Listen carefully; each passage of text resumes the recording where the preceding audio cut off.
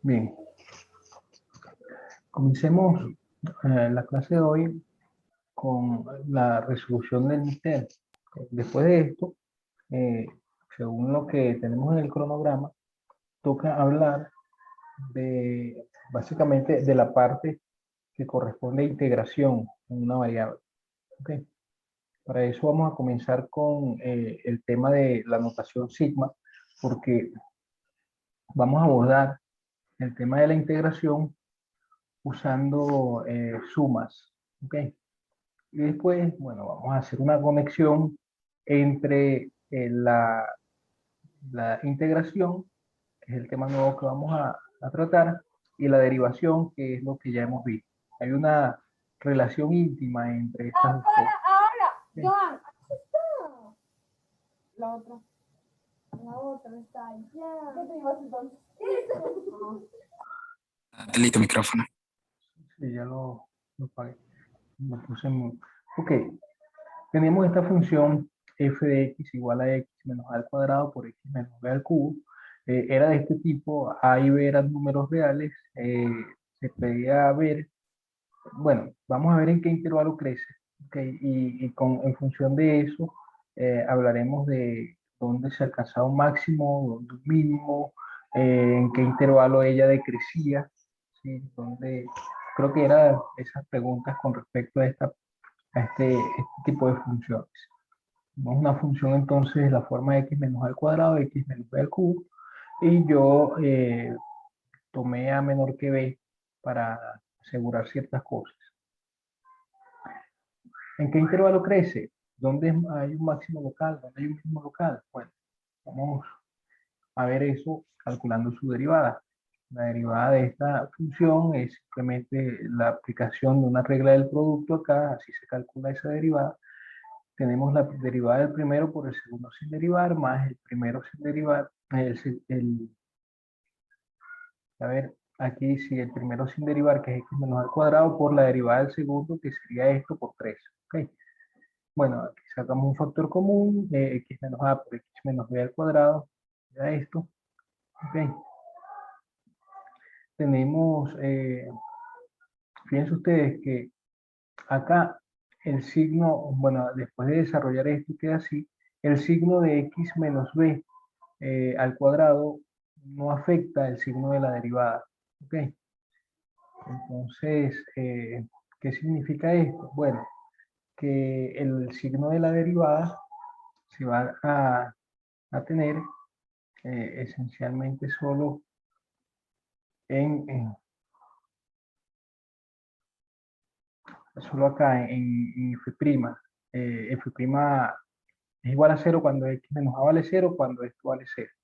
¿Sí? Esos van a ser los puntos críticos. Bueno, también b es un punto crítico, pero realmente lo que me interesaba era ver dónde crecía, dónde decrecía, cuál era el punto en donde había un cambio en el crecimiento, ¿no? Entonces ahí vemos que este y este son los que afectan el signo, vemos la tabla de los signos para esos factores y resulta que acá crece, acá decrece y acá crece. ¿Ok? Entonces esto muestra que A es un máximo local, esto 2b más 3a sobre 5, que es donde esto se anula, es un mínimo local. ¿Ok? Y bueno, tenemos crecimiento en esta parte, decrecimiento acá y crecimiento en las otras dos. ¿Ok?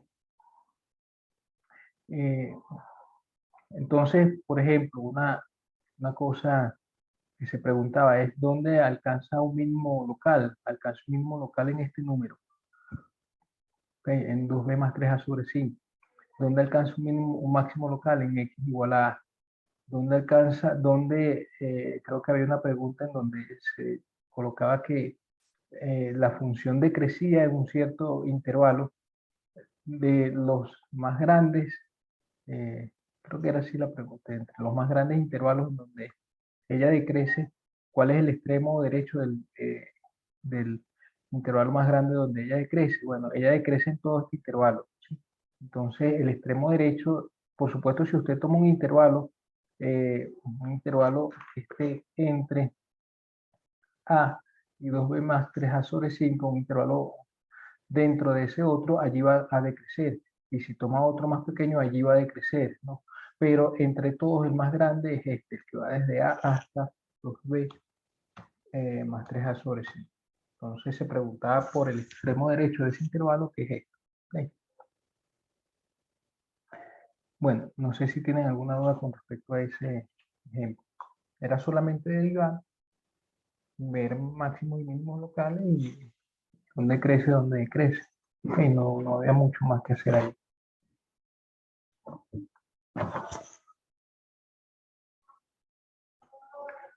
Bueno, la siguiente pregunta era hallar valores A y B, para cuáles valores de A y B esta función tiene el valor máximo de f de c igual de. Aquí C era un valor, B era otro, por ejemplo 1 y 5, ¿sí yo? Y entonces se pedía ver en dónde esta función alcanzaba un máximo, y el máximo no en cualquier lado, sino en el punto C. Y en ese punto se tenía que f valía d. ¿Sí? Bueno, uno sabe que el máximo se alcanza en un punto crítico, ¿sí? De manera que f' evaluado en C tiene que ser 0, porque en C se está alcanzando un máximo. Como f' se calcula de esta manera, usando la regla del producto, que se puede expresar así, ¿ok? Entonces, esto va a ser 0 solamente cuando esto es 0. También puede ser 0 si A vale 0, pero es que A si A fuese 0, esto sería 0 para todo X y sería la función constante, de manera que en ese caso queda descartado, ¿ok? Porque no tendríamos un máximo en el punto C igual de. Tendríamos entonces que esta es la derivada, igualamos esto a 0 porque el punto C es un punto crítico de la función y debe tener derivada evaluada en ese punto igual 0. Entonces el único punto en donde esto se hace 0 es donde esta derivada se hace 0 es donde este factor que está dentro del paréntesis es igual a 0. ¿Sí? Es decir, f' vale 0 si solo si eso vale 0, y eso es lo mismo que decir que b es igual a menos 1 sobre 12 cuadrado.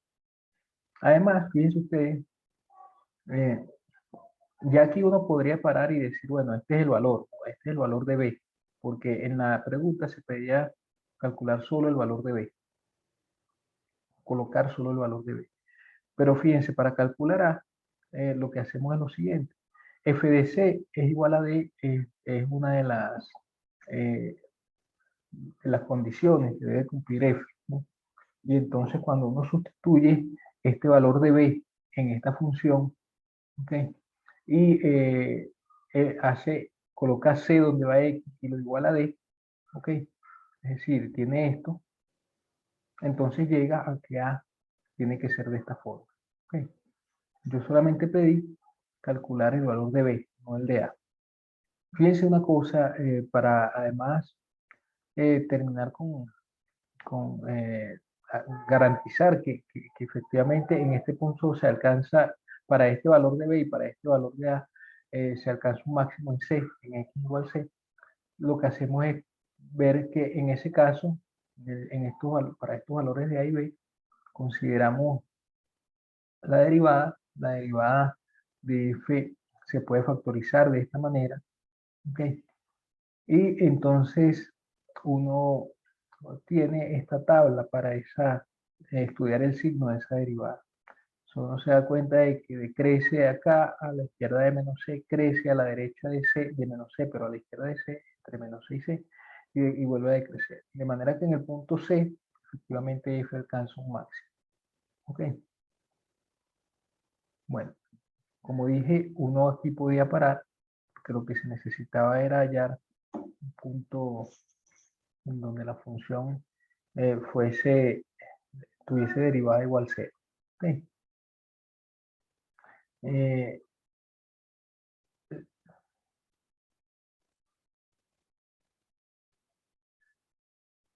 fíjense que además la derivada de la función es 0 también en este otro punto, en x igual a menos 6. Ok, lo que pasa es que en ese punto lo que se tiene es un mínimo. Entonces, no era ese el punto que debíamos considerar.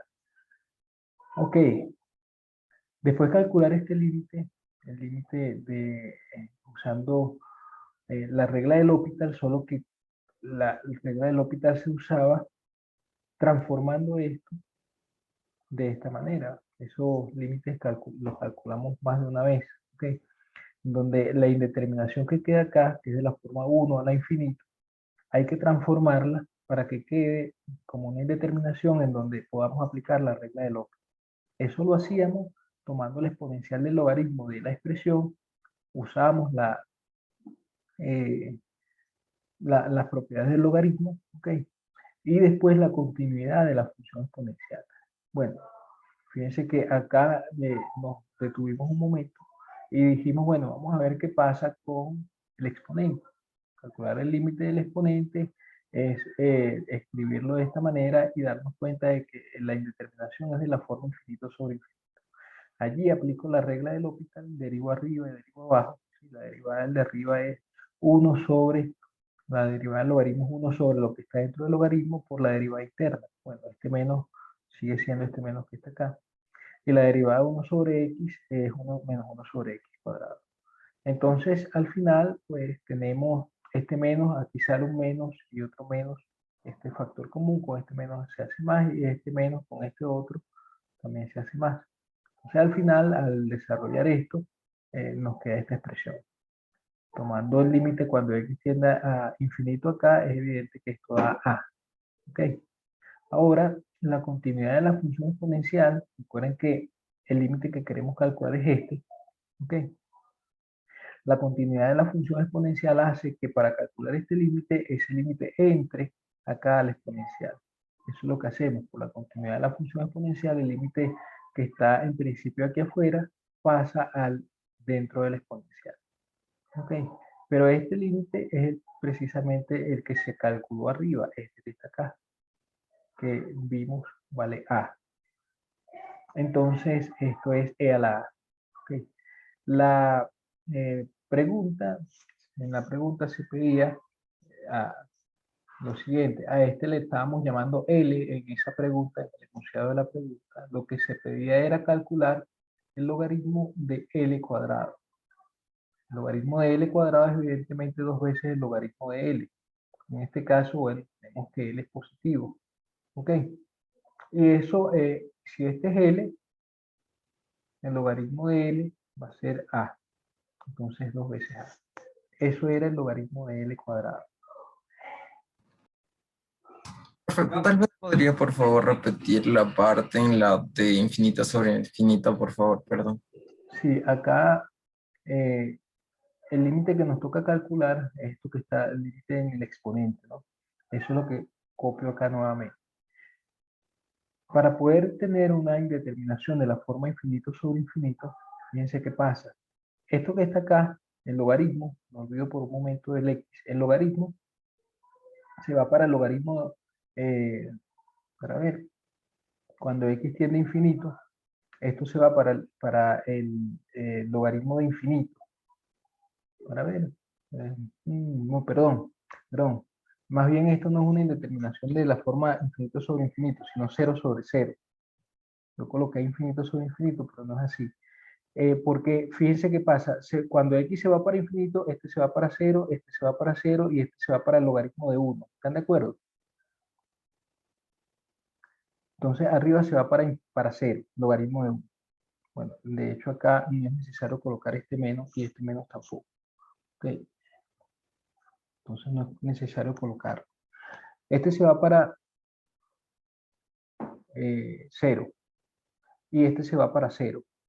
Porque lo que pasa es que escribimos el logaritmo por este, pero o entre el inverso de x. ¿Okay? Cuando usted hace esto, obtiene esto. ¿Está de acuerdo? Entonces aquí la indeterminación realmente es de la forma 0 sobre 0, no infinito sobre infinito, como estaba ahí. ¿Ok? Entonces, bueno, en este caso aplicamos la regla del L'Hopital La regla de L'Hopital acá es, como dije, la derivada del de arriba es 1 sobre lo que está dentro del logaritmo por la derivada interna. La derivada interna es esto, y bueno, lo que está dentro del logaritmo es esto. ¿Ok? Todo esto. Entre la derivada del de abajo. Eso nos lleva a esto y al final tenemos A. Porque aquí lo que hicimos fue reescribir esto como esta expresión. ¿Ok? Y ya. Pero aquí sí que hay una indeterminación de la forma en la que podemos aplicar la regla del L'Hopital, y eso es lo que hacemos. ¿Está claro? Sí, gracias. Bueno, bueno, al final, como dije, esto era lo que se quería calcular y eso es 2A. Bueno, otra pregunta que se tenía era, teníamos una curva de esta forma, aquí A y B eran números reales, por ejemplo, A igual a 1, B igual a 2, A igual a 5, B igual a 4, qué sé yo, número. ¿Ok? Eso dependía del parámetro que le daba la plataforma. Pero el problema era, tengo esta curva, hallar la pendiente de la recta tangente de esta curva en este punto. ¿Okay? Por supuesto, para hallar la pendiente de la recta tangente en ese punto, lo que tenemos que hacer es calcular la derivada y evaluarla en x igual a 0. ¿Sí? Porque bueno, la pendiente de la recta tangente de una curva en un punto viene dada por su derivada evaluada en ese punto. ¿Okay? En este caso, en 0, y la coordenada y se da acá porque cuando uno hace la derivada implícita, calcula la derivada implícita en usando esta ecuación, esa derivada va a estar expresada en términos de x y y. Entonces uno necesita dar también la coordenada y, en donde se está tomando la derivada, ¿ok? Fíjense ustedes que algo que yo no sé si ustedes verificaron, pero es algo que uno debería verificar para chequear que las cuentas son correctas, que estamos haciendo algo que tiene sentido, ¿ok? Es que este punto pertenece a la curva. Porque si usted coloca aquí, donde va x, coloca 0, y donde va y, coloca raíz de a, va a tener 0 igual a 0. De manera que este punto satisface la ecuación por medio de la cual se define esta curva. ¿Ok? Bueno, el objetivo, como digo acá, es calcular y' evaluado en 0, y para eso usamos derivación implícita. Derivamos ambos lados. ¿Ok? La derivada de esto, si usa regla del producto, va a ser la derivada del primero, que es la de y cuadrado, eso es 2y por y cuadrado menos a sin derivar, más y cuadrado sin derivar por y cuadrado menos a derivado. Y cuadrado menos a derivado es 2y por y' también, otra vez. En el lado derecho aplicamos regla del producto y tenemos esto. De acá sacamos un factor común y' y despejamos. ¿Ok? Y llegamos a y' igual a esto. Bueno, cuando usted evalúa en y igual 0, perdón, en x igual 0, que es donde tiene que evaluar esa derivada, es evidente que arriba da 0, y además yo dije que donde iba y íbamos a colocar raíz de a. Si usted coloca raíz de a donde vaya acá, abajo no se hace 0, porque va a tener 2 raíz de a al cubo, es decir, 2a a la 3 medios menos a por raíz de a, que sería a la 3 medios. Va a quedar a la 3 medios abajo, que no se va a anular, pero arriba sí, entonces eso da 0. Entonces, y' en 0, que es lo que se pedía calcular en este problema, vale a 0. ¿Queda claro? Sí, profe. Bueno, el siguiente problema era el siguiente. Consistía en una parábola, una circunferencia, eh, que estaban así. Teníamos esta parábola y igual b por x cuadrado, b, un parámetro dependiendo del como le daba la plataforma también. Voy a hacer 1, 2, 3, 5. no sé, número. Ok. Encuentre el punto de contacto y el centro del círculo, que tiene centro, perdón, tiene centro en el eje Y, tiene radio 1 y está inscrito en esta parábola. Okay. Esta es la situación que tenía. Lo que pedía en el problema que estaba en el examen era solamente calcular la coordenada Y del centro del círculo. Es decir, en esta figura lo que se pide es calcular A. Ok. Entonces, para resolver ese ejercicio, notamos lo siguiente. En estos puntos de contacto, llamemos P1 igual a X1, Y1 y P2 igual a X2, Y2, nuestros puntos de contacto. Se tiene que las pendientes de la recta tangente, ok, y la pendiente de la curva de la parábola coinciden. Ok, de la recta tangente, si yo tengo una recta tangente acá, bueno, vamos a tratar de dibujarla para dejar claro eso. Bueno, entonces, es un poco difícil dibujar esto, pero algo así, algo así.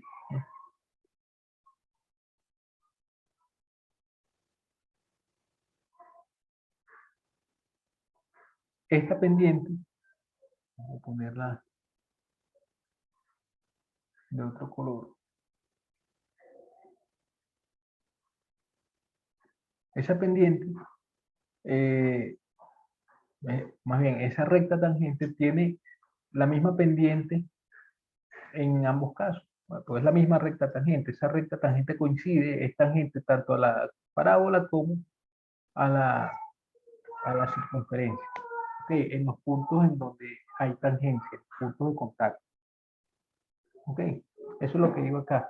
Se tiene que las pendientes y las rectas tangentes de las curvas coinciden, porque estamos hablando de la misma recta. Ok, ahora vamos a llamar P de manera general, ya genérica, digamos, no así con separados, sino genérica P es un punto de contacto cualquiera de los dos. Se tiene que la pendiente, entonces, estas pendientes son iguales. Okay. Por un lado, la pendiente de esa recta tangente viene dada como Y' en esta parábola. Y' es 2x por b. ¿Sí? Eso es por un lado, esto que está acá. Y por otro lado, en esta circunferencia, fíjense que esta circunferencia centrada en el punto 0A, yo le coloco así 0A para ponerle un nombre al centro. ¿Sí? Vamos a llamar al centro de ese círculo unitario el 0A porque está sobre el eje Y, por lo tanto tiene coordenada X igual a 0, y la coordenada Y la llamo A, que todavía no la conozco, pero vamos a calcular. Entonces, la ecuación de esa circunferencia es esta. Eso quiere decir que cuando yo derivo, usando derivación implícita, me queda esto y después esto, al despejar Y'. Ok, esta es la derivada de, en el caso de la circunferencia. En el caso de la parábola, esta es la derivada de Y. Como las pendientes de las rectas tangentes vienen dadas por medio de esas derivadas y ellas son iguales, lo que hago es igualar esto con esto. Ok, igualamos esas dos cosas, que es lo que tenemos acá, y llegamos a que Y menos A vale menos 1 sobre 2B. Ok, a partir de allí, como esta ecuación se cumple para ese punto de contacto, para todos los puntos de la circunferencia, pero particularmente el punto de contacto, que es el punto P que estoy considerando acá, entonces se tiene que esta igualdad es cierta particularmente para el punto de contacto. Entonces, allí en esa igualdad sustituimos este valor de Y menos A. Sustituimos esto acá y va a quedar así. ¿Ok? Y de ahí despejamos X, perdón. Despejamos X, entonces ya tenemos la coordenada X del punto de contacto. Fíjense que da dos valores para X porque son dos puntos de contacto, este que está por acá y este otro. ¿Okay?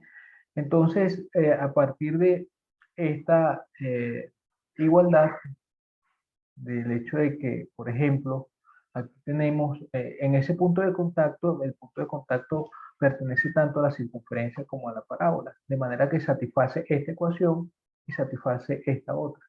Entonces, yo uso la ecuación de la parábola, ¿sí? Que es y, es como aquí uno puede decir como y es igual a 2b, a bx cuadrado. Entonces se tiene esto.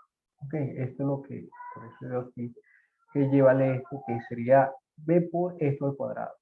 Ok, y ese sería y, pero en la coordenada y el punto de tangencia. También, bueno, fíjense que en este caso, en cambio, y es un solo valor, porque como elevo esto al cuadrado acá y lo multiplico por b, eso lo vuelve un solo valor, ¿sí? El más y el menos se hace ambos, porque lo que ocurre es que el punto de tangencia aquí, este punto de tangencia aquí, y este otro punto de tangencia por acá, tienen la misma altura, la misma coordenada y. Ok. Entonces, por eso aquí el valor distinto, el valor de y es uno solo, mientras el valor de x son dos, porque hay uno por este lado y otro por acá, por este lado. Pero la altura de la coordenada y de ambos puntos es la misma.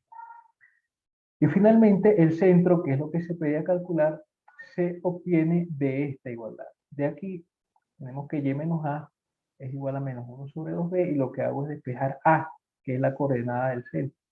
Cuando usted despeja a va a ser esto, sustituye el valor de y que acaba de calcular, ¿verdad? Y obtiene el valor de a. Este es el valor de a. ¿Sí queda claro esto? O sea, aquí el punto, aquí la clave era darse cuenta de que por el hecho de que ambas pendientes, ambas rectas tangentes, era la misma recta tangente, ella tenía la recta tangente para una, en el punto de tangencia era la misma que para la otra, entonces sus pendientes tenían que coincidir. Pero la pendiente de una viene dada por la derivada de la parábola y la pendiente de la otra viene dada por la derivada de la circunferencia. De la ecuación es que la circunferencia.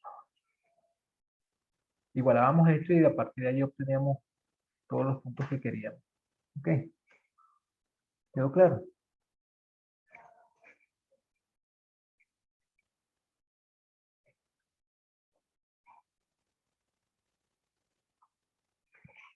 Ok, bueno. Había otra pregunta. La pregunta tenía que ver con el teorema de valor medio. No estaba establecida exactamente de esta manera como estaba enunciada así en el problema, en el examen, pero sí era algo parecido. F derivable en un conjunto abierto, continuo en un conjunto cerrado, en el intervalo cerrado.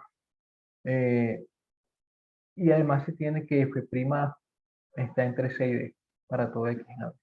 Entonces se puede afirmar que F de B menos F de A está entre A y B. ¿Para qué valores de A y B?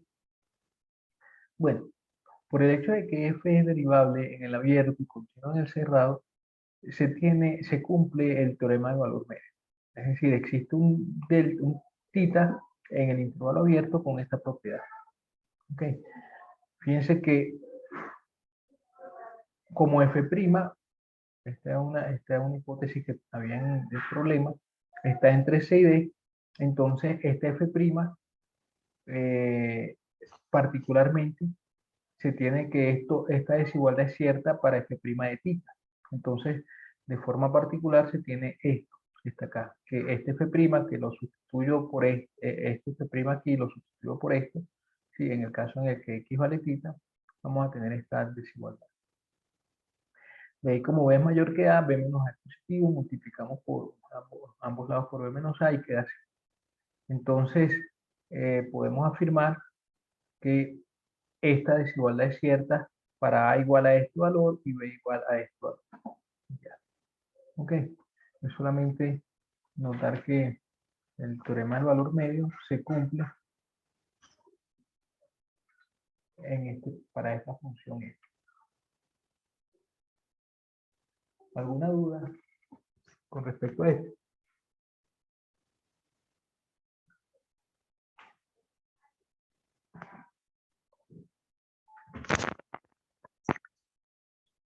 Bueno, finalmente,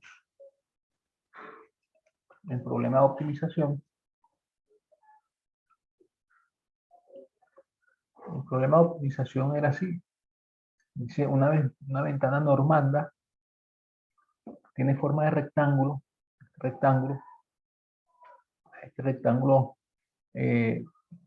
digo que tiene base X y tiene altura H. ¿Ok?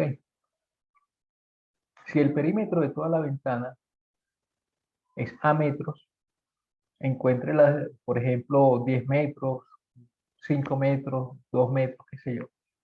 Encuentre las dimensiones de la ventana de modo que entre la cantidad más grande de luz.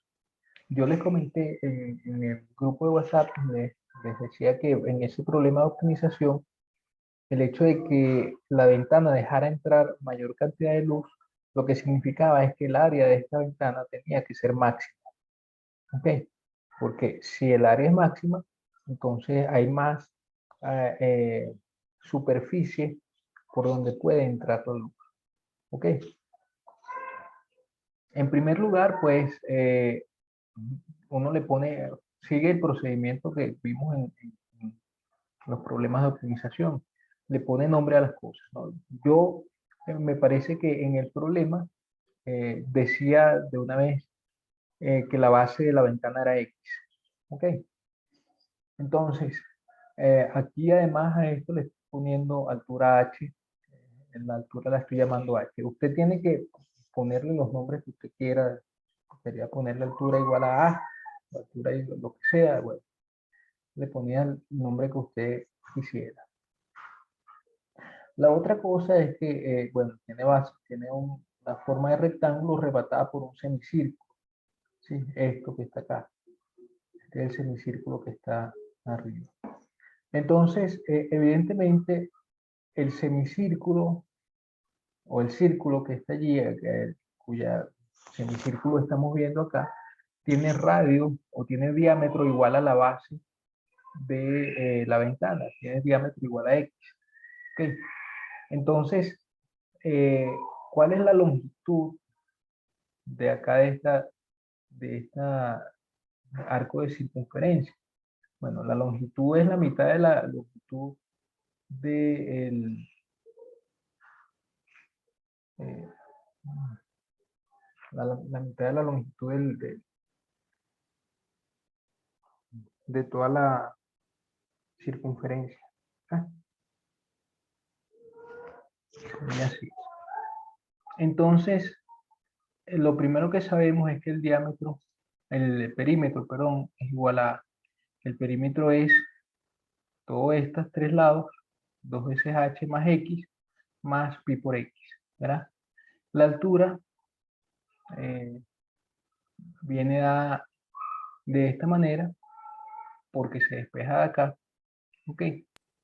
Consulta. Perdón, en este caso no sería pi x medios, porque es medio círculo, o no. Sí, sí, tienes razón, aquí es la mitad, aquí es medio, tienes razón, pero con esto azul, aquí también, y aquí en esto, así, ¿verdad? Después, yo les comentaba que la mayor cantidad de luz posible se encuentra cuando el área es máxima. El área de esto es evidentemente la suma del área del rectángulo con la del semicírculo. Entonces, esa es la función que van a maximizar. Aquí, el área del rectángulo más la del semicírculo. ¿Sí? Aquí, otra vez, la medio. Se sustituye esto, se calcula prima. Ya una vez que se tiene esto, ya el resto es fácil de hacer, porque el problema era básicamente conseguir la función que voy a maximizar en este caso. ¿Okay? La función que vamos a maximizar. Y la función que se va a maximizar, yo les comentaba en el grupo de WhatsApp que era la función área, porque se entra mayor cantidad de luz cuando el área es máxima. ¿Ok? Entonces, una vez que se tiene esto, esta función área, aquí, bueno, de hecho, yo cometí un error allí porque va a cambiar las cosas. Aquí va a ser 2, aquí va a ser de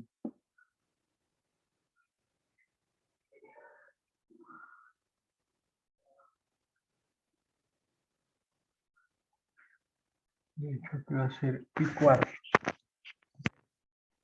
O sea, aquí hay un error así como debería quedar. ¿Sí?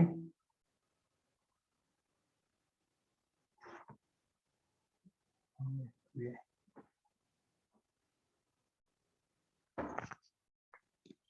Entonces tenemos área, calculamos su derivada, el procedimiento es el mismo que habíamos seguido en los procedimientos de problemas de optimización, ¿no? Estos pasos. Debimos, bueno, entender el problema. Aquí en entender el problema, básicamente, lo que era necesario entender era qué es lo que hay que maximizar, es ponerle los nombres a las cosas, que es el paso 2.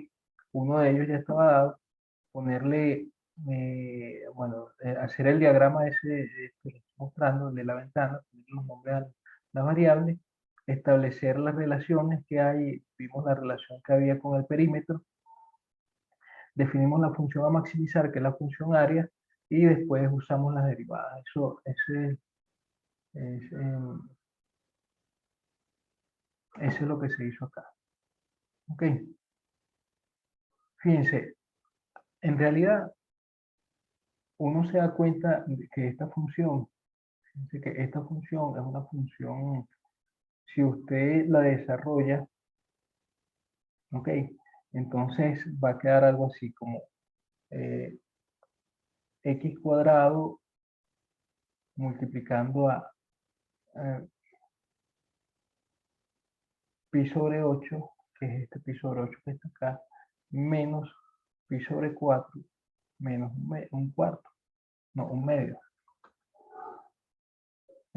más a por x sobre 2. Sí, lo desarrollo y queda así. Esto que está acá es negativo. ¿Ok? ¿Qué significa eso? Bueno, que esta función a de x es una parábola que abre hacia abajo.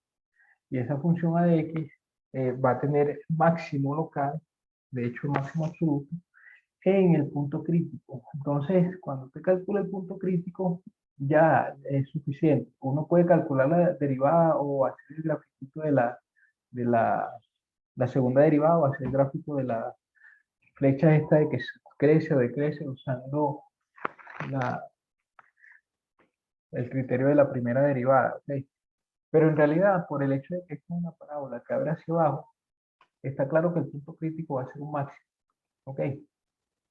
Y ese es el valor que se debe tener ahí. El problema quizás era llegar hasta acá. No sé si para ustedes es un problema, pero era llegar hasta ahí.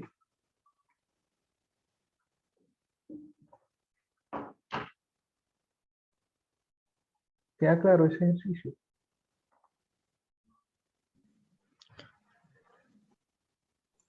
Profe, em, una duda. El resultado que usted usó en este ejercicio, como hubo una confusión en la última parte, cambia todo el resultado. Sí, Entonces, sí. Allí me imagino. debía ser, déjeme chequear allí cuál fue el ejercicio, no recuerdo bien. Claro, y si es que ese resultado pues es diferente, las respuestas a las que nos tocó esa pregunta pues también cambiarían. Sí, tienes razón. Déjame chequear aquí cómo estaba enunciada la pregunta. ¿Sí? Ya, profe.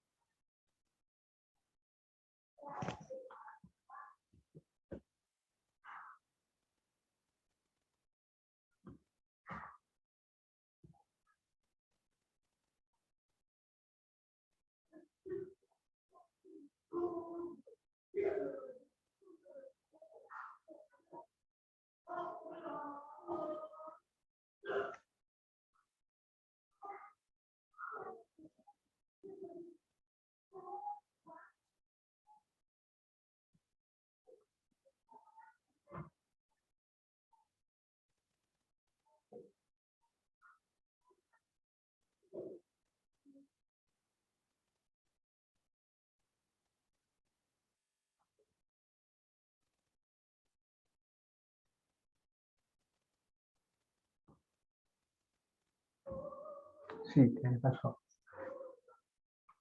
Porque yo coloqué 3 pi más 4 por la base de x. Debe colocar pi más 4 solamente. Es verdad, hay un error ahí. Eso lo tengo que arreglar. Bueno, hay una cosa que se puede hacer, ¿no?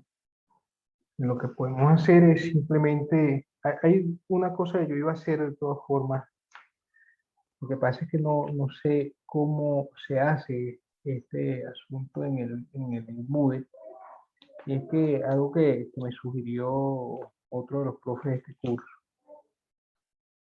que hubo resultados no tan buenos.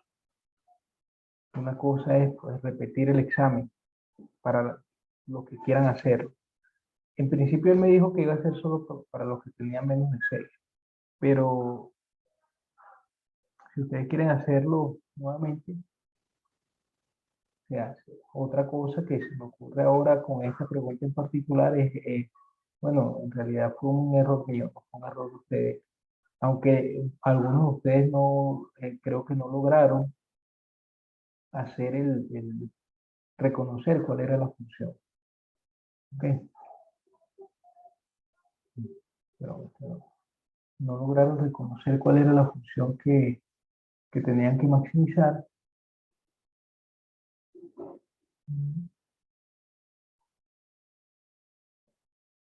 Y entonces realmente no hicieron el trabajo, ¿no? Pero bueno, al final el error fue mío. ¿Ok? Entonces tendrían la nota máxima en ese caso, en ese ejercicio.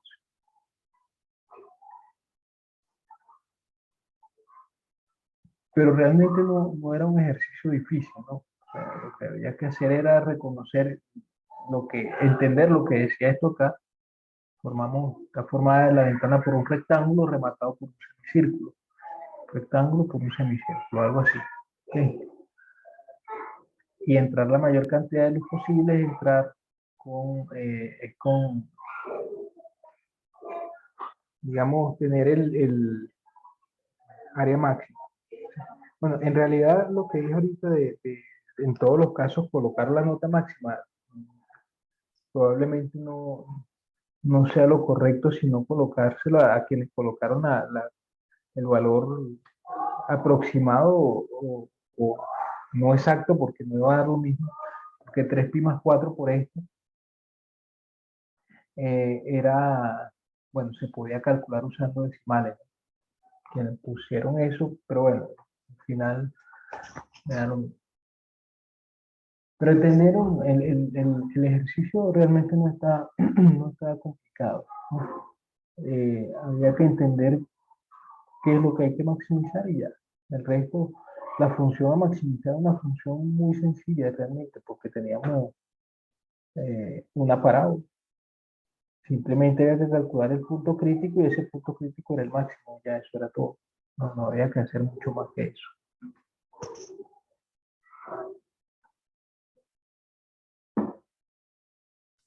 Entonces, para los que creemos que tenemos bien, hablamos con usted o algo así, o cómo se va. No hace falta. Yo voy a chequear eso seguramente entre hoy y mañana, ¿sí? Y entonces, bueno, voy colocándole allí la calificación. ¿Ok?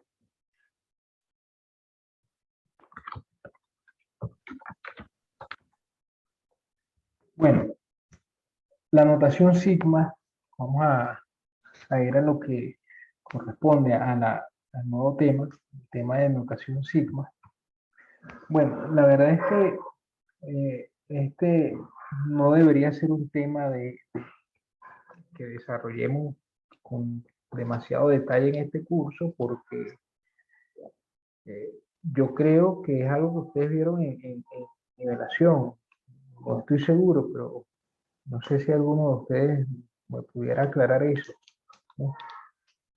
La notación sigma se refiere a la notación de suma esta, que uno suele usar para hablar de suma de cierta cantidad de números, ¿no? ¿Sí la conocen?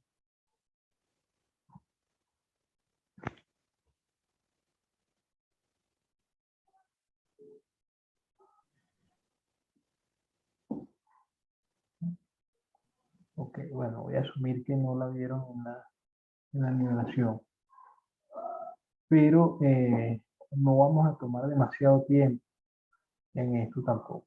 Ok,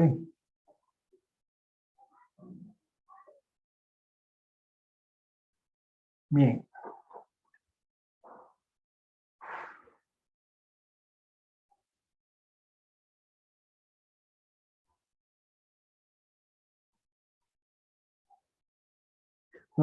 La cuestión es la siguiente. Nosotros vamos a querer hacer ciertas sumas.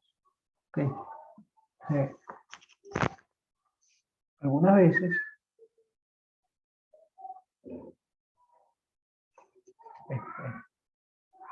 nos interesa hacer suma de una cantidad, eh, puede ser grande de números. Nos interesa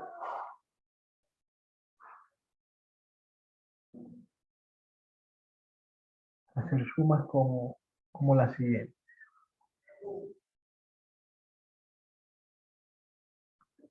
Por ejemplo,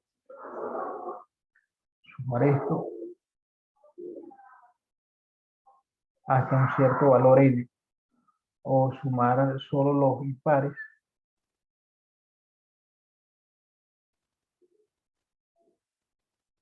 los n más menos 1,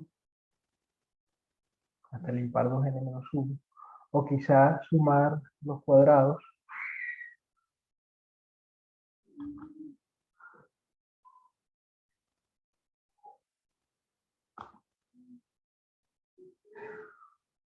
o los cubos.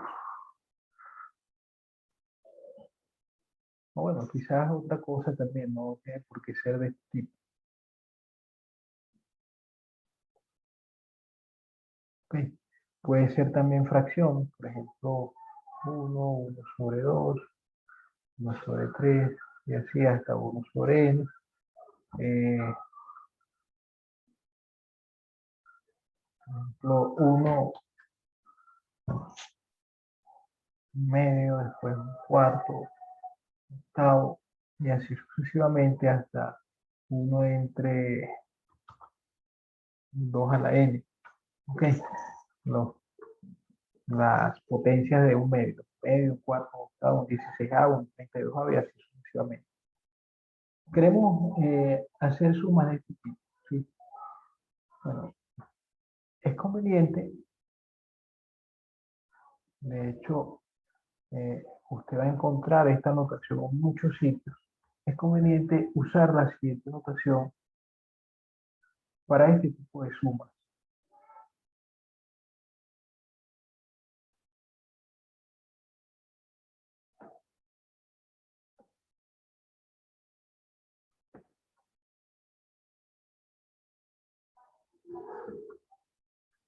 Eh, Cuando uno quiere sumar, si queremos sumar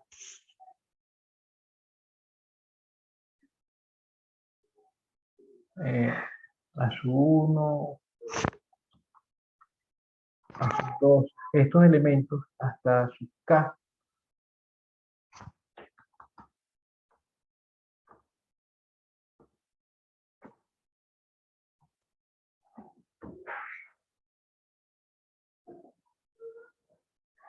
escribimos esto así, escribimos esta suma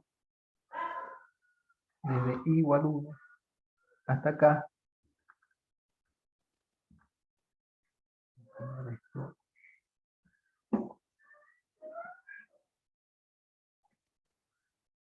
de A sub I, en lugar de esta suma, en lugar de A sub 1 más A sub 2 y así. Esta es la notación que se usa para la suma. ¿Okay? Algunas veces se usa esta también. Uno usa en realidad la que convenga usar, pero suele ser conveniente usar esta que está dentro del cuadro. ¿Okay? Esa es la notación sigma. A esta se le conoce como notación sigma.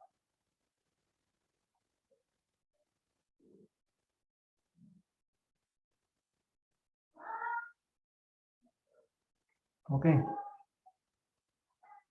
Porque este símbolo que está acá parece una M girada, la sigma mayúscula, la letra sigma mayúscula, ¿ok? Una letra griega. Y es el mayúsculo de la letra, es como una letra S realmente en el griego, ¿ok? Entonces, como esta denota una suma, tenía sentido usar la S para denotar la suma, ¿ok? Pero la S en este caso, la S griega, mayúscula, ¿ok? Entonces, por ejemplo,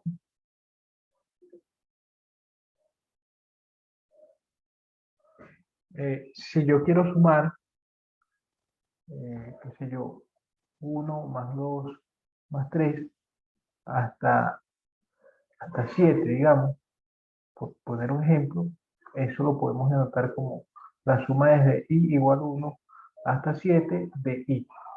¿Ok? Porque en este caso, fíjense lo que está pasando. Miren lo que ocurre acá, ¿no? Esta notación, lo que está, esta que voy a poner en rojo, lo que está indicando es esta suma que está acá. Entonces, uno puede leer esto así. Cuando i vale 1, el primer término, primero, esta notación, como dije, representa una suma. ¿Ok? Cuando ustedes ven esto, estamos sumando. Entonces, pero estamos sumando desde un sitio hasta otro sitio. ¿Desde dónde? En este caso, desde i igual 1, que sería cuando tenemos a sub 1 acá, hasta i igual acá, que sería cuando tenemos i igual acá. Entonces, fíjense que tenemos a sub 1, después cuando i vale 2, tendríamos más a sub 2, cuando i vale 3, más a sub 3, cuando i vale 4, más a sub 4, y así sucesivamente hasta el último, que es a sub k, sumado a todos los anteriores. Fíjense que siempre es un más entre, entre un término y otro, porque esto que está acá, como dije, la letra sigma mayúscula representa una suma. Bueno, a menos que se use para otra cosa que también se usa en otros contextos, ¿ok? Pero en el contexto de la notación, de esta notación, corresponde a una suma, ¿ok? Y se lee de esta manera. Comenzamos con i igual a 1 y obtenemos a sub 1. Después va igual a 2 y tenemos a sub 2 sumado con el anterior. Después i igual a 3, tenemos a sub 3 sumado con los anteriores y así sucesivamente. ¿Okay? Entonces fíjense que en este caso particular, cuando i vale 1, aquí tenemos que esto es 1. Ese es el primer término de la suma. Cuando i vale 2, tenemos i igual a 2 acá que se suma con el anterior. Entonces queda 1 más 2, 2 más el anterior. ¿Okay? Cuando i vale 3, tenemos el valor 3 en esa suma que se suma con lo anterior. Cuando i vale 4, aquí tendríamos un 4, ok, sumado con lo anterior. Y así sucesivamente hasta llegar al último término de la suma, que es cuando i vale 7. Ok, y entonces llegamos a esto. Tenemos también, por ejemplo, 1 más 3 más 5 más 7 más 9, por decir este ejemplo, la suma de los impares hasta el par número, hasta el quinto impar, que sería el 9. ¿Ok? Entonces, fíjense que acá los impares siempre se denotan de esta forma, 2n más 1 o 2n menos 1, dependiendo de cómo usted lo quiera colocar. Cualquiera de los dos sirve. Entonces, aquí vamos a sumar los números de la forma 2i menos 1, ¿ok? Con i que va desde 1 hasta son 5 impares, entonces hasta el impar número 5. ¿Ok? Entonces fíjense que efectivamente, cuando usted tiene i igual a 1, en esta expresión en que se convierte en 2 por 1 menos 1. 2 por 1 menos 1 es 1. Ese es el primer término, que es cuando i vale 1. Cuando i vale 2, va a tener 2 por 2 menos 1, que es 4 menos 1, que es 3. Ese es cuando i vale 2, que es el segundo término. Cuando i vale 3, va a tener 2 por 3 menos 1, que es 6 menos 1, es 5. Ese es el tercer término y así sucesivamente hasta el último, que es cuando i vale 5, que es 2 por 5 menos 1, es 9. ¿Ok? Entonces, uno escribe cada vez que puede, si esto es conveniente además, este tipo de sumas las escribe de una forma más compacta. ¿Okay? Porque ¿qué fíjense ustedes? Si a mí me pudieran sumar hasta el impar número 101, por ejemplo, sería bien fastidioso escribir 1 más 3 más 5 más 7 más 9 y todos esos impares hasta el 101. En cambio aquí, el impar 101, ¿cuándo se obtiene? Cuando i vale 51. Si i vale 51, va a tener 2 por 51 menos 1. Eso es 102 menos 1, que es 101. Cuando i vale 51, cuando este es mi valor de i, uno obtiene la suma hasta el impar número 101. Entonces, por ejemplo, si yo hiciera 1, 1, más 3, más 5, más, y así sucesivamente hasta el 101, entonces aquí la suma sería desde i igual 1, desde el primer impar, hasta el impar número 51, de 2i menos 1.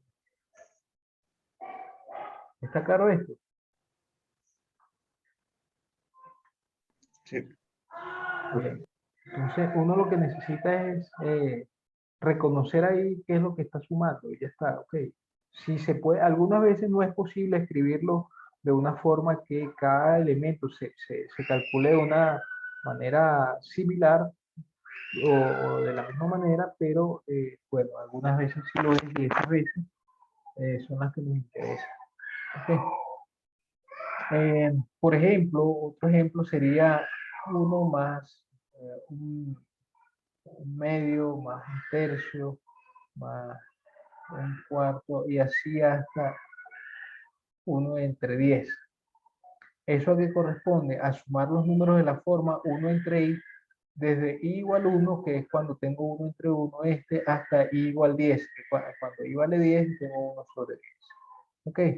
Entonces, esto se escribiría de esta manera.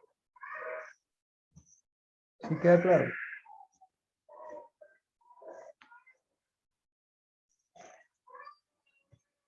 Bueno,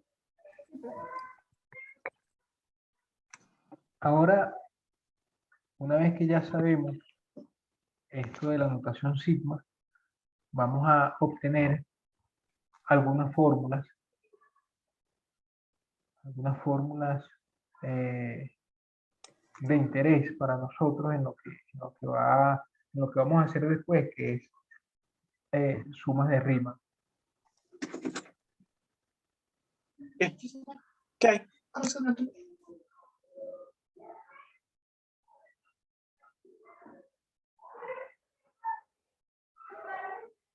Bien. Estas fórmulas de interés son las siguientes. La primera de ellas corresponde a la suma de los naturales del 1 hasta ahí. ¿Okay?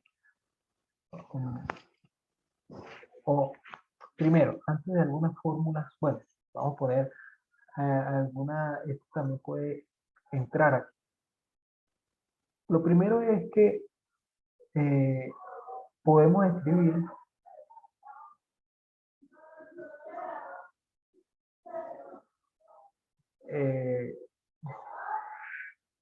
sumas truncadas, ¿ok? Como sigue.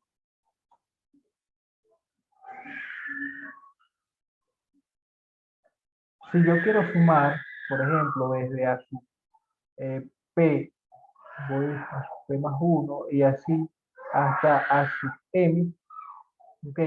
Entonces, esto va a ser la suma desde i igual a p hasta m de a sub i. Porque el primer término de esta suma corresponde al término en el que el subíndice i vale p. Entonces vamos a tener a sub p, que es este primer término que está acá. El siguiente es cuando i vale p más 1, que es este que está acá, y así sucesivamente hasta el último, que es cuando i vale m, que es este. Es decir, nosotros hasta ahora los ejemplos que hemos visto han comenzado a sumarse desde a sub 1, pero en realidad el primer término no tiene por qué tener subíndice 1, ¿sí? Por ejemplo, a mí quizás me interesaba calcular la suma desde el 5 en adelante, en esta suma de los impares, en esta suma que está acá. Okay, quizás convenía o me interesaba calcular la suma de aquí en adelante. Y estos dos los desechaba, no me importaba. Entonces el primero no tiene por qué ser el primer impar. Podría ser el tercer impar o el décimo impar, qué sé yo. Asimismo, cuando tengo esta suma de cuadrados, no tiene por qué comenzar en uno al cuadrado. No tiene por qué comenzar aquí. Ni este tiene por qué comenzar en 1 al cubo. Podría comenzar en el 10 al cubo, o este que está acá, porque realmente no tiene por qué ser siempre desde 1. ¿Okay? Entonces, para esas, uno tiene esta suma. ¿Ok? Fíjense ustedes, una observación con respecto a esto es que cuando yo sumo, si yo quisiera sumar, por ejemplo, esto que está acá, la suma yo la puedo picar en partes. Quizás me interesa sumar de 1 al 4 y después del 5 en adelante. ¿Sí? Y entonces eso lo puedo escribir así. Notemos que esta suma, la suma que va desde i igual a p hasta m de a sub i, esa que estoy escribiendo arriba, yo la puedo escribir así, como la suma que va desde i igual 1 hasta p hasta m de a sub i, menos la suma que va desde i igual 1 hasta p menos 1 de a sub i. ¿Sí? Porque básicamente la situación es que tenemos a sub 1 más a sub p menos 1, después a sub p más a sub p más 1 y así sucesivamente hasta a sub m. O sea, yo lo que estoy diciendo es que todo esto que está acá, todo esto es esta suma. ¿Sí? Y esa suma se puede ver como, perdón, todo eso no es esa suma, es esta. Es esta que está acá. Es la suma que va desde 1, desde igual a 1 hasta x, todo. Entonces, lo que estoy diciendo es que esto que está acá, que sería de aquí en adelante, se puede ver como sumar todo y quitarle este pedazo. ¿Ok? Entonces, esta sería, poner eso así. Aquí tendríamos la suma desde i igual a 1 hasta m de a sub i. Aquí tendríamos la suma desde i igual p hasta m de a sub i. Y aquí la suma desde i igual a 1 hasta m de a sub i. Es decir, si bien es cierto que yo puedo usar esta notación como esta suma truncada desde p hasta m, esa se puede ver como la resta de dos sumas como las que teníamos antes, como las de esta. ¿Okay? La suma desde el primero hasta el último menos la suma desde el primero hasta el anterior al que tiene subíndice p. ¿Ok? Entonces, eso se puede ver así también. Otra cosa, primero, esta primera observación. La segunda observación tiene que ver con lo siguiente. Yo tengo, si tenemos dos sumas, o si tenemos primero, vamos a ponerlo así, dos sumas, esta suma de a sub i desde i igual a 1 hasta k, y la otra también las dos sumas tienen que estar en comenzar en el mismo sitio y terminar en el mismo sitio. ¿Ok? Yo aquí estoy poniendo desde i igual 1 hasta acá, pero podría ser desde i igual p hasta m. No tiene por qué ser estos valores. No tiene por qué comenzar aquí ni por qué terminar en K. Lo que sí tiene que pasar es que ambas comiencen en el mismo sitio y terminen en el mismo sitio. ¿Ok? Eso sí es lo que tiene que pasar. Si eso es así, tenemos lo siguiente. Primero, bueno, cuando yo tomo esta suma y la multiplico por una constante acá, desde i igual 1 hasta acá, aquí como dije puede ser desde i igual p hasta m, no tiene por qué ser así, ¿ok? Importante es que para cuando se usan estas dos puntas, comiencen en el mismo lugar y terminen en el mismo lugar. Bueno, cuando tengo esto y aquí cada término lo multiplico por una constante, esa constante sale. ¿Okay? Esto que está acá no es más que la propiedad distributiva de la multiplicación y la suma. ¿Ok? Es la propiedad distributiva. Porque básicamente, ¿qué significa esto que está aquí? Esto lo que significa es que tengo C por A sub 1 más C por A sub 2 más y así hasta C por A sub K. ¿Y esto qué significa? Esto otro. Bueno, esto significa que C por A sub 1 más A sub 2 y así hasta A sub K. ¿Ok? Entonces, evidentemente ahí lo que se está haciendo es aplicar la propiedad distributiva. Eso que se tiene arriba es la propiedad distributiva. Uno saca la constante de la suma, eso es lo que se hace. ¿Ok? Pero en el fondo es propiedad distributiva. La segunda es que cuando sumamos a sub i y b sub i, ¿sí? Desde i igual 1 hasta acá, esto es las sumas por separado. Se pueden separar las sumas.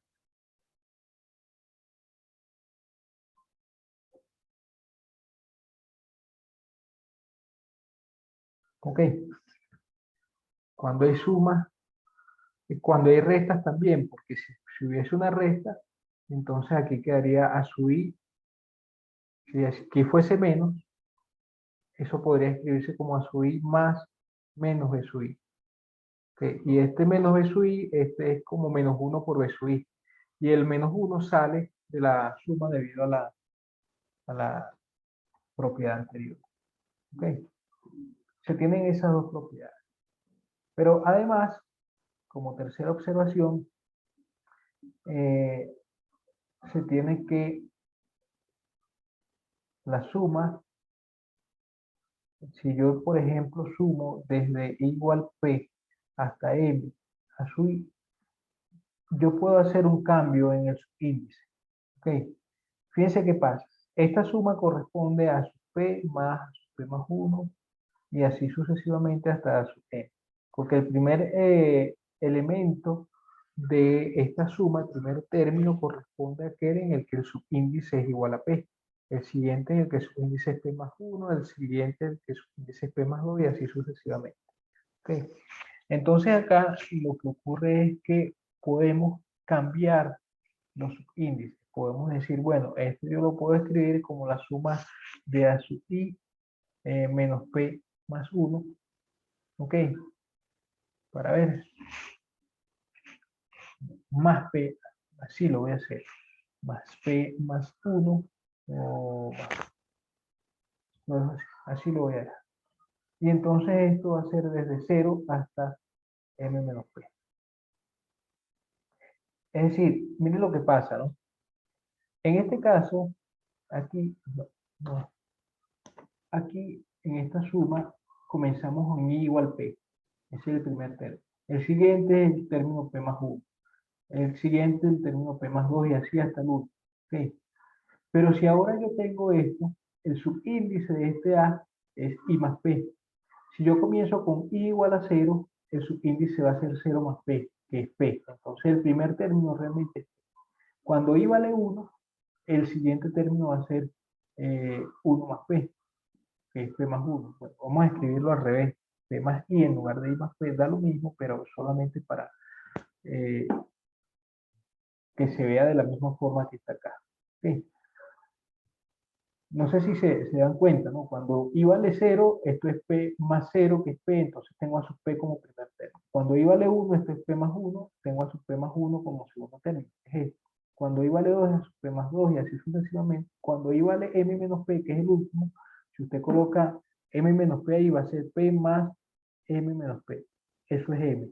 Entonces el último término es precisamente este que está acá.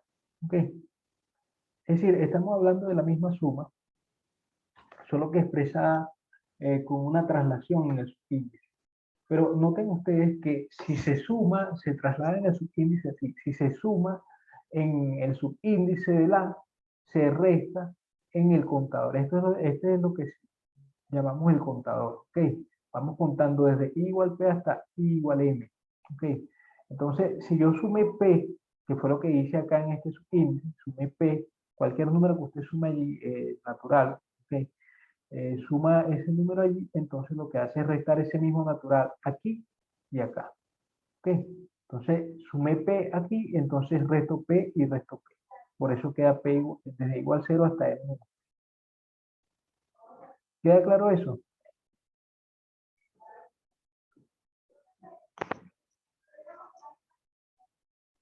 O sea, por ejemplo, cuando uno tiene esta suma, fíjense, la suma desde, voy a colocar aquí,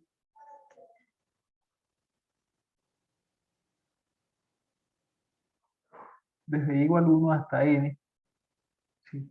De N menos 1, de I menos 1.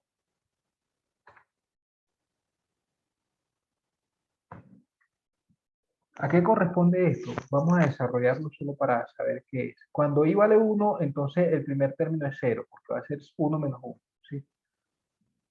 Cuando I vale 2, va a ser 2 menos 1 acá, el segundo término es 1. Cuando I vale 3, el siguiente término es 3 menos 2, que es 3 menos 1, que es 2. Y así sucesivamente hasta cuando I vale n, que sería n menos 1 el último término. Esta sería la suma que corresponde a esto que está acá. ¿Sí? Entonces, según eso, yo lo voy a trasladar. ¿Sí? Fíjense qué pasa. No solamente es así. Es decir, no solamente eh, se tiene que yo puedo sumar al subíndice y restar al contador, sino que al revés también puedo hacer. Si resto al subíndice, sumo a los contadores. O sea, cuando resto en uno, sumo en el otro. Cuando sumo en uno, resto en el otro. ¿Ok? Entonces aquí lo que vamos a hacer es sumarle, en lugar de colocar I, vamos a colocar I más 1. ¿Ok? En este I colocamos I más 1. ¿Ok?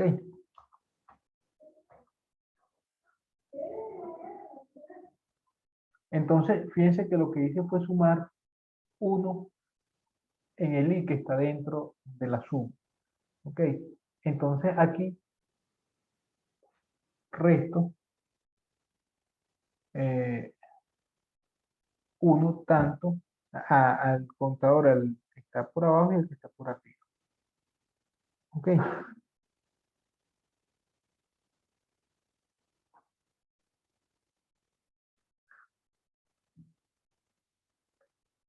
Si está claro lo que hicimos. Sí, profe. Sumamos aquí 1, restamos aquí 1, que es lo que dice acá arriba. ¿Sí? Entonces fíjense que esta suma se convierte en la suma desde I igual 0 hasta n menos 1 de I más 1 menos 1 de I nada más. Y esto es efectivamente esto mismo, porque cuando I vale 0 tengo el primer término que es 0. Cuando I vale 1 tengo 1 después. Cuando I vale 2, cuando I vale 3 y así hasta cuando I vale n menos 1 que es. ¿Sí? Este truco de cambiar el subíndice es importante. Eso lo van a ver después. Sobre todo en el caso de la suma de rimas que vamos a considerar después. ¿Ok? Bueno, vamos a dejar eh, la clase hasta acá porque las fórmulas eh, que vamos a ver en realidad tienen que ver con, vamos a poner aquí entonces algunas propiedades algunas propiedades, y las fórmulas las vemos mañana. ¿Ok?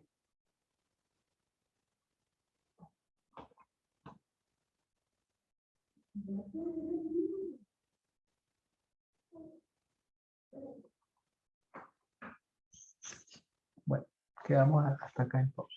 ¿Ok? ¿Alguna duda? No, profe. Por mi lado, todo claro. Bueno, está bien. Gracias, profe. A ustedes. Muchas gracias, profe. Ok, hasta luego. Gracias, profe. Pase bien. Profe, yo tengo una duda. Sí, dígame. Ah, sí, con lo del examen que usted estaba mencionando que podemos, o sea, podría haber una posibilidad de repetir. eh, o sea, yo estaría interesada, no sé si es que se va a dar o no. Bueno, déjenme pensar si es la mejor opción porque para eso tengo que resolver un asunto del MUDE, ¿sí? Y necesito ver si puedo resolver eso primero. Ok, Claro, profe, en todo caso me interesaría si es que se da. está bien, Gracias, profe. que estén bien.